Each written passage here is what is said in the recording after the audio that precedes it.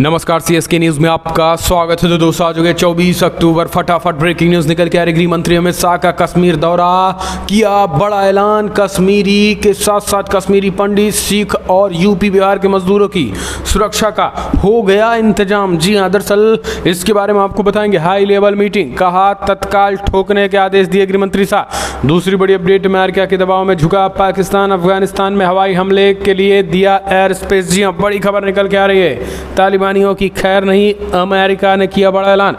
तीसरी बड़ी update, LAC में 15,000 फीट की ऊंचाई पर -5 डिग्री तापमान में सैनिकों ने किया ताबड़तोड़ युद्धाभ्यास। चीन को करारा जवाब देने की तैयारी। इस बीच अगली अपडेट में बताएंगे आज India versus Pakistan T20 world cup match का जी बड़ी खबर निकल के आ रही है। महामुकाबला आज होने वाला है। तैयार हैं टीम इंडिया के X11 प्लेइंग। इनके बारे में आपको बताएंगे। बांग्लादेश में हिंदुओं पे ज्यादती के बीच दुनिया भर में हुआ जोरदार विरोध प्रदर्शन। वहीं उत्तर कोरिया में भयानक खाद्यान्न संकट आए, भी आपको बताएंगे। तो पीओके में जोरदार सड़कों पे उतरे लोग, पीओके की आज़ादी की उठने लगी है मांग। तो दोस्तों, एक एक करके खबरें जानेंगे। पाकिस्तान में भी जमकर विरोध हुआ, सड़कों पे लोग, 11 शहरों में निकाली गई रैली। इसके बारे में आपको बताएंगे, लेकिन उससे पहले एक छोटा सा निवेदन, अगर आपने चैनल को सब्सक्राइब नहीं किया तो पल पल के अपडेट के लिए चैनल को सब्सक्राइब करना ना भूलो। और अगर आप भी मानते कि प्रधानमंत्री नरेंद्र मोदी के नेतृत्व में देश, चीन और पाकिस्तान दोनों को मुंहतोड़ और करारा जवाब देगा, तो इस वीडियो को लाइक करके अपना समर्थन दर्ज कर। दरअसल पहली बड़ी अपडेट निकल के आ रही है। जय श्री राम, हो गया काम। जी, आतंकवाद का खात्मे के लिए गृह मंत्री अमित शाह ने किया अंतिम वार। जम्मू कश्मीर में सुरक्षा पर हाई लेवल मीटिंग में गृह मंत्री अमित शाह ने साफ कर दिया है कि आतंकियों को चुन चुन कर ठोको। इस बीच सिख पंडित, यूपी बिहार के मजदूरों की सुरक्षा के पुख्ता इंतजाम के लिए ड्रोन कैमरे भी लगाए जा रहे हैं, यानी पूरी तैयारी तेज कर दी गई है। दरअसल घाटी में हाल ही के दिनों में आतंकवाद के मामलों में हुई बढ़ोतरी के होने के केंद्रीय गृह मंत्री अमित शाह शनिवार को जम्मू कश्मीर पहुंचे। उन्होंने श्रीनगर में सुरक्षा को लेकर हाई लेवल मीटिंग की, जिनमें सुरक्षा से जुड़े कई अहम अधिकारियों की मौजूदगी रही है। 4 घंटे तक चली बैठक में अमित शाह ने सुरक्षा बलों, आतंकवाद को खत्म करने के लिए भी कहा है।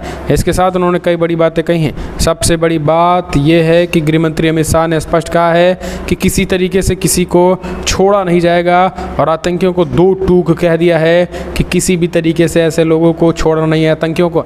इस बीच शहीद जवान की पत्नी गृह मंत्री अमित शाह ने दिया नौकरी का पत्र भी सुरक्षा हालात में समीक्षा बैठक में शामिल हुए हैं। इसके साथ ही शहीद नौकरी को जो एक तरीके से शहीद जवान की पत्नी को गृह मंत्री अमित शाह ने सरकारी नौकरी पत्र भी दिया और सुरक्षा हालातों पर समीक्षा बैठक भी की है। चीन को खास करके आतंकियों को मुंहतोड़ और करारा जवाब देने की भी ऐलान कर दिया है।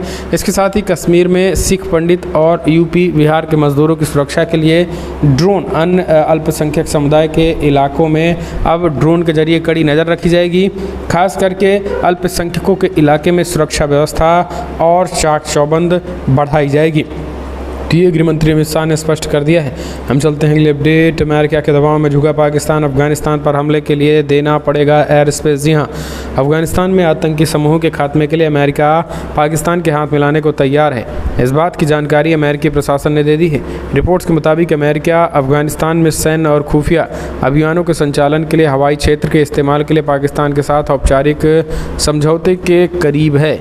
CNN के सूत्रों के हवाले से बताया गया है कि पाकिस्तान ने आतंक विरोधी कोशिशों और भारत के साथ संबंधों के बदले एक समझौता ज्ञापन पर हस्ताक्षर करने की इच्छा जताई, लेकिन बातचीत अभी पूरी नहीं हुई है। वहीं कुछ सूत्रों का कहना है कि अमेरिका के आगे झुकने के पीछे पाकिस्तान का मकसद भारत के साथ दोस्ती बढ़ाना भी हो सकता है। पाकिस्तान को लगता है कि अगर वो आतंक के खात्मे में अमेरिका का साथ देगा तो भारत के साथ संबंध सुधर सकता है। वहीं कुछ सूत्रों का कहना है कि इस कदम से पाकिस्तान को FATF की ग्रे लिस्ट से निकलने में मदद मिल सकती है। हम चलते हैं अगले अपडेट। एलएसी पे मोर्चेबंदी पे बीच सेना की तैयारी। 15,000 फीट की ऊंचाई पर -5 डिग्री तापमान में तैयार हो रहे जवान रोज कर रहे हैं खतरनाक युद्धाभ्यास। वास्तविक नियंत्रण रेखा एलएसी पे तनावपूर्ण माहौल के बीच दोनों तरफ सेना के जवानों की मौजूदगी है। चीन और पाकिस्तान के सैनिकों के बीच हुई झड़पों के बाद वहां बड़ी संख्या में दोनों देशों के जवानों की तैनाती की गई है। लेकिन यहाँ रहना और यहाँ रहते हुए स्थानीय हालातों का मुकाबला करना काफ़ी मुश्किल काम नज़र आ रहा है। इसके बावजूद भारतीय जवान गला देने वाली सर्दी में यहाँ डटे हुए हैं। चारों ओर से पहाड़ी इलाकों में घिरे वास्तविक नियंत्रण रेखा LAC पे सेना के जवान रोज युद्धाभ्यास करते हैं। यहाँ ज़मीन के अंदर जवानों के रहने के लिए बंकर बने हुए हैं।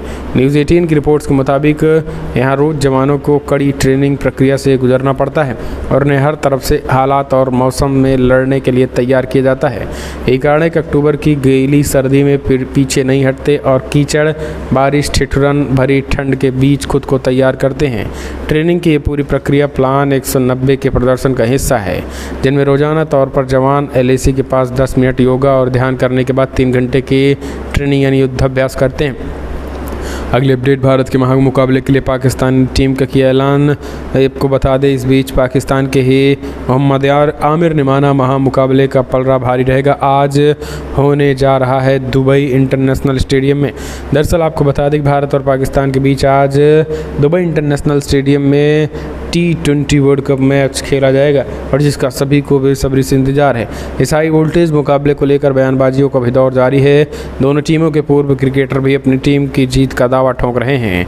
पाकिस्तान को आज तक T20 वर्ल्ड कप भारत के खिलाफ जीत नसीब नहीं हुई है, लेकिन मौजूदा कप्तान बाबर आजम ने इस बार इतिहास बदलने का दावा ठोंक दिया। हालांकि पाकिस्तान के दिग्गज गेंदबाज मोहम्मद आमिर के मुताबिक इस मैच में टीम इंडिया का पलड़ा भारी नजर आ रहा है। हम चलते हैं अगली अपडेट। एक और बड़ी खबर, बांग्लादेश में हिंदुओं से ज़्यादती के बीच कट्टरपंथियों के खिलाफ इस्कॉन श्रद्धालु एकजुट, दुनिया के 700 मंदिरों का प्रदर्शन। बांग्लादेश में हिंदुओं पर हमले और इस्कॉन मंदिर में की गई तोड़फोड़ के खिलाफ संस्था से जुड़े श्रद्धालु शनिवार को सड़क पर उतर आए हैं।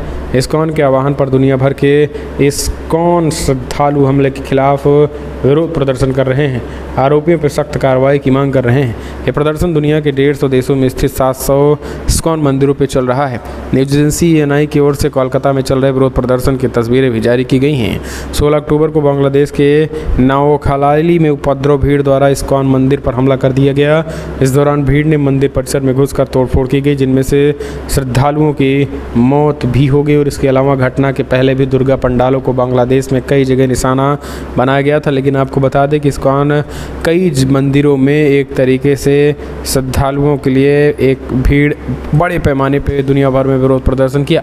अगली अपडेट, एक और बड़ी खबर, पाकिस्तान सरकार के खिलाफ POK में सड़कों पर उतरे लोग, विरोध प्रदर्शन में लगाए आज़ादी के नारे। दरअसल पाकिस्तान के अवैध कब्जे वाले कश्मीर में शुक्रवार को बड़े पैमाने पर विरोध प्रदर्शन और कैंडल मार्च का आयोजन किया गया है। लोगों ने 22 अक्टूबर 1947 के इस क्षेत्र में पाकिस्तानी आक्रमण का विरोध करते हुए रोष व्यक्त किया था। लेकिन अब इस बीच बड़ी खबर निकल के आ रही है। तो दोस्तों, पाकिस्तान का खेला जो है वो ख़त्म हो गया, क्योंकि अब विरोध अंदर खाने ही तेज़ी के साथ बढ़ रहा है।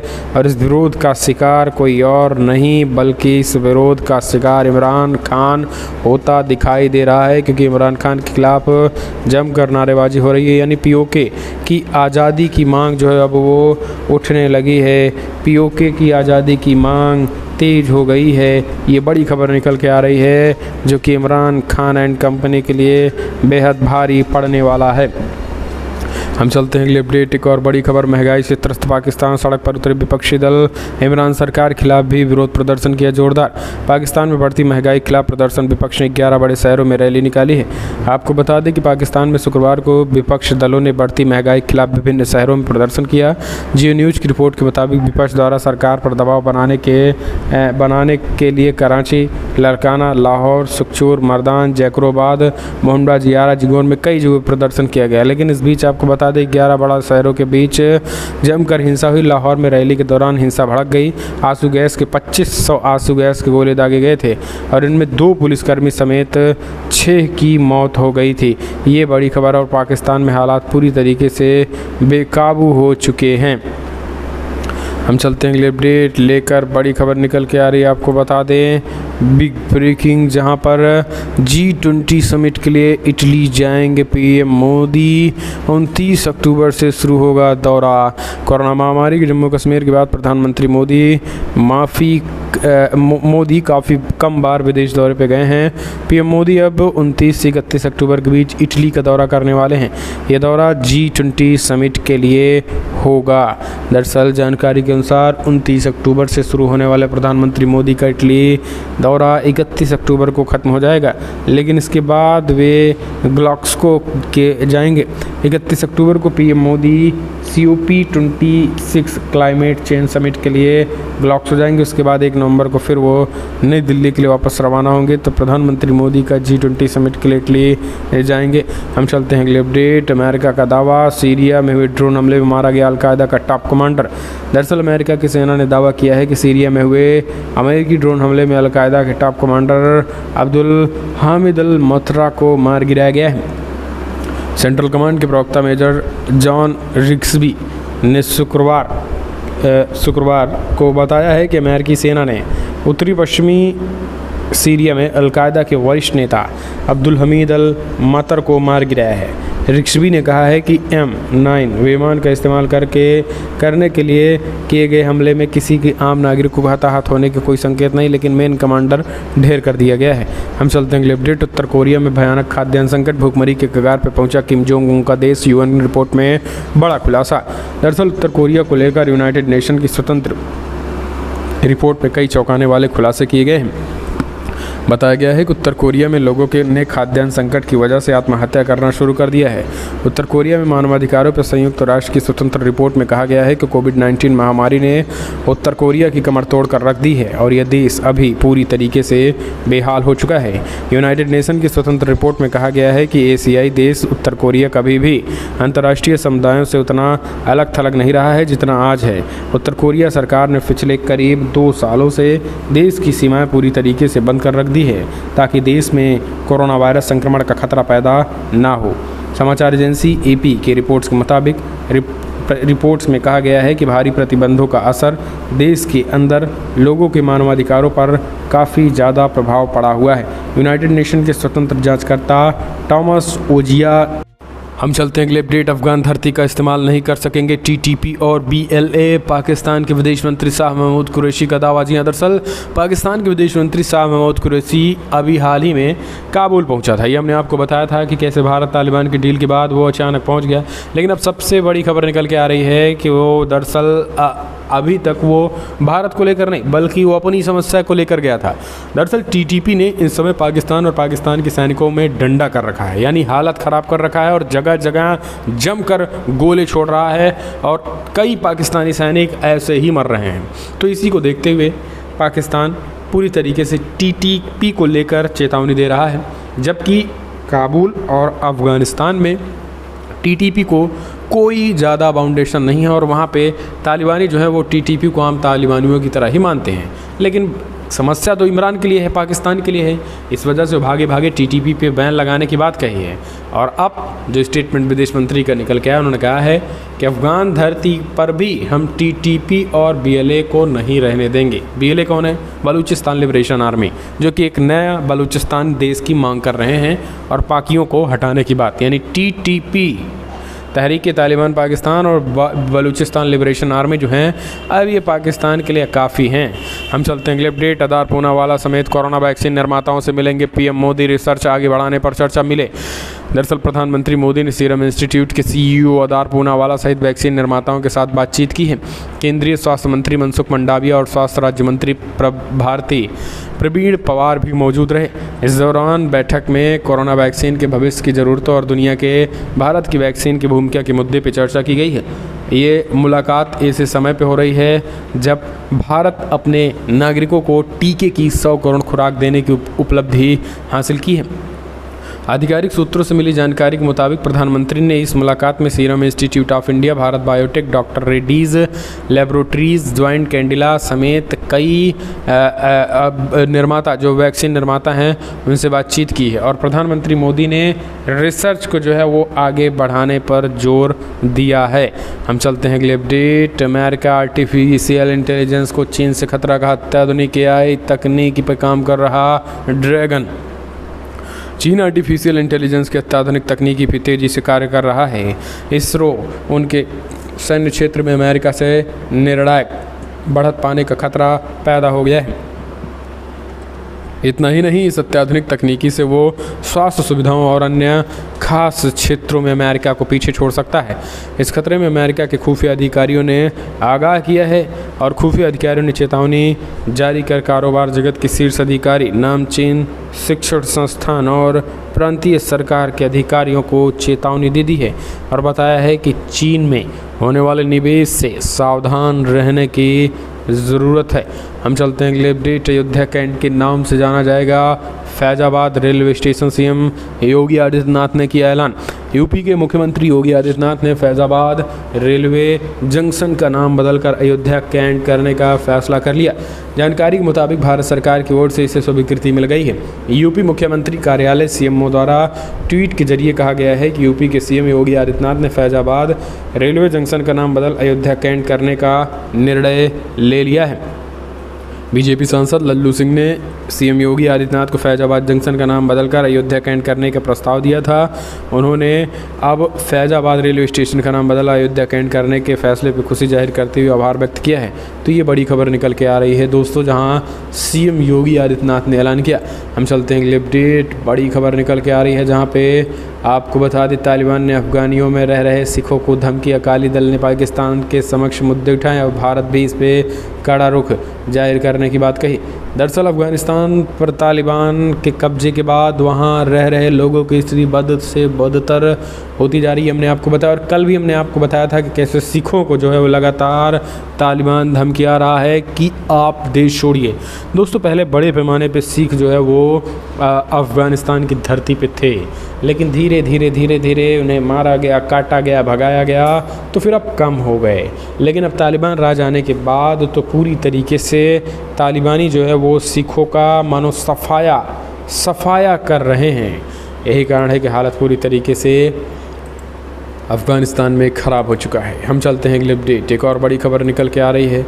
तो दोस्तों, ब्रिटेन में कोरोना के नए वेरिएंट ने बढ़ाई परेशानी। तो चीन में बड़ी पाबंदियां, रूस में हज़ारों मौत, श्रीलंका में फ्रंटलाइन कर्मियों को दी जाएगी बूस्टर डोज, भारत के लिए राहत की खबर। दरअसल दुनिया के कई मुल्कों में कोरोना में नए मामलों में बढ़ोतरी और तेज़ी के साथ हो रही है। इसी बीच ब्रिटेन में आए दिन 40,000 से ज़्यादा केस सामने आने लगे फिर से, जबकि रशिया में महामारी से बड़ी संख्या में लोगों की मौत हो रही है। जॉन हॉपकिंस यूनिवर्सिटी के अनुसार दुनिया भर में कोरोना संक्रमण के मामले में 24 करोड़ का पार कर गया है, जबकि महामारी में अब तक 49 लाख से ज़्यादा लोगों की मौत हो गई, यानी 50 लाख लोगों की मौत हुई है कोरोना की इस खतरनाक महामारी से। आप अंदाज़ा नहीं लगा सकते हैं। दुनिया भर में टीकाकरण का आंकड़ा लगभग 6,76,000 को पार कर गया है, यानी 676 अरब को पार कर गया है। इसी बीच रूस में कोरोना की नई लहर आ रही है। ब्रिटेन में भी नए वेरिएंट आ गए हैं। चीन में पाबंदियां लग गई। श्रीलंका में नई बूस्टर है। सिंगापुर भारत यात्रा प्रतिबंध सूची से हटा दिया गया। और भारत में भी अच्छी खबर यह है कि भारत से कोरोना चला जा रहा धीरे धीरे। हम चलते हैं अगले अपडेट। तेजी से बदलेगी गोवा के गांव की सूरत। पीएम मोदी बोले, केंद्र ने दिया 5 गुना ज़्यादा पैसा, राज्य को मिले 500 करोड़ रुपए। दरअसल प्रधानमंत्री नरेंद्र मोदी ने शनिवार को गोवा को विकास का नया मॉडल करार दिया और राज्य सरकार को जमकर सराहना करते हुए राज्य में डबल इंजन के विकास की निरंतरता बनाए रखने का आह्वान किया। आत्मनिर्भर भारत स्वयं पूर्ण गोवा कार्यक्रम के लाभार्थियों एवं हितधारकों के साथ संवाद करने के बाद अपने संबोधन में प्रधानमंत्री ने उम्मीद जताई कि कोविड-19 रोधी टीका कार्यक्रम जैसे जैसे आगे बढ़ेगा वैसे वैसे पर्यटन में वृद्धि होगी और इनमें अर्थव्यवस्था को ताकत भी मिलेगी। हम चलते हैं अगले अपडेट। बड़ी खबर निकल के आ रही है। तो दोस्तों अनन्या पांडे से एनसीबी ने की फिर पूछताछ, लेट पहुंचने पे एनसीबी ने जमकर लगाई फटकार। जी हां, दरअसल आपको बता दें कि एनसीबी लगातार एक्शन मोड में है और इस बीच आपको बता दें जितनी तेज़ी के साथ और जितनी सक्रियता के साथ एनसीबी काम कर रही है, मुंबई में चर्चियों की हवा निकाल दी है। आपको बता दें कि आर्यन खान, शाहरुख खान के जो बेटे हैं, वो उनकी हवा निकालने के बाद अब अनन्या पांडे नाम की अभिनेत्री पूरी तरीके से रडार में और पूछताछ में कई खुलासे कर रहे हैं। हालांकि कल समीर वानखेड़े साहब 12 बजे बुलाए थे तो 12:30 बजे पहुंची। आधा घंटा लेट पहुंचने के बाद समीर वानखेड़े साहब ने जमकर कड़ी फटकार लगाई। उन्होंने कहा कि कोई प्रोडक्शन हाउस नहीं है जो तुम्हारा इस तरीके का रवैया चलेगा, ये एनसीबी दफ्तर है और यहाँ हर चीज़ टाइम टू टाइम होती है, कोई तुम्हारा इंतज़ार करते यहाँ बैठा नहीं रहेगा। तो इस तरीके से समीर वानखेड़े ने फटकार लगाई और व्हाट्सएप चैट लीक के मामले में सवाल पूछे। एक के बाद एक ताबड़तोड़ सवाल के बाद अनन्या पांडे पूरी तरीके से वो जो है कहीं ना कहीं कई खुलासे भी किए हैं। तो आने वाले समय में एक के बाद एक कई खुलासे होने वाले भी हैं। तो दोस्तों ये सारी बड़ी खबरें थी कि करके हमने आपको बताया। फ़िलहाल बड़ी खबर में इतना ही, लेकिन अगर आपको वीडियो पसंद आए तो लाइक करें, शेयर करें, कमेंट के माध्यम से अपने सुझाव देना ना भूलें और पल पल के अपडेट के लिए